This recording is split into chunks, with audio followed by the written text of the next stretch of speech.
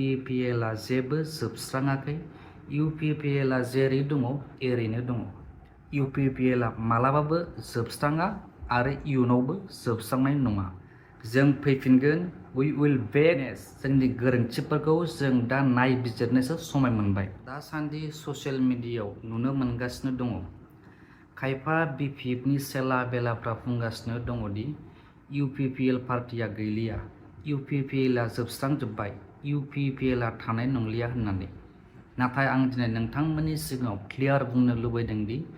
UPPL आ जेबो जोबस्राङाखै UPPL आ जेरै दङ एरैनो दङ Our leaders are silent. It does not mean our UPPL party is no more. We are silent. It does not mean our UPPL party is dead.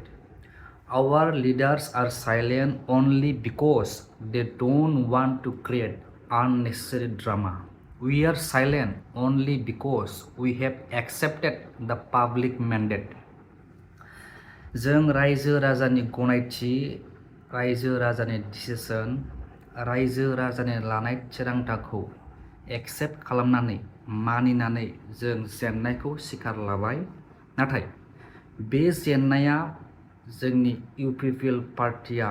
जोबस्राङाखै बे जेननायजों जों रासिन गोहोगोरासो जानानै दङ UPPL आ मालाबाबो जोबस्राङा आरो इयुनावबो जोबस्रांनाय नङा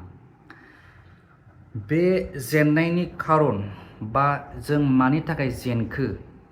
जोंहा मायाव मिस्टेक जाखो जोंनि उइकनेस जोंनि गोरोन्थिफोरखौ जों दा नायबिजिरनोसो समाय मोनबाय जों जोंनि उइकनेस जोंनि मिस्टेक जोंनि गोरोन्थिनि सायाव सार्भे खालामनानै बेखौ फोसाबस्रांनायनि बा बेखौ प्रेक्टिस खालामनायनिसो जों दा मोनसे गेप पिरियड समाय मोनबाय सिगाङाव बुंदोंमोन दिल्लीयाव केजरीवाल एबा आम आदमी पार्टीखौ फेजेननो हाया होननानै नाथाय दिनै बिथांमोनाबो जेनबाय बेंगलाव बुंदोंमोन ममता एबा TMCखौ माब्लाबाबो फेजेननो हाया होननानै नाथाय दिनै बिथांमोनाबो जेनबाय अब्ला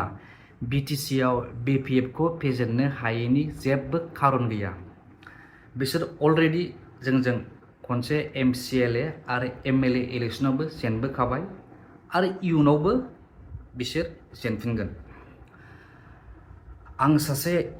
सेन्ट्रेल इउथ कमिटि UPPL नि जानानै जोंनि गासै district committee block committee primary कमिटिनि मावथि लोगो नोंथांमोनखौ खावलायगोन नोंथांमोना गोसोखौ लोरबां खालामनो नाङा हरनि खोमसिया मालाबाबो खोमसियैनो थाबाय थाया हरनि उनाव सोराङा फैफिनखायो समा बेनो बे थाबाय थाया समनि सोलायनाया जाफिनखायो जों फैफिनगोन we will back with more strength with more power and with more stronger Jay Hind Jay UPPL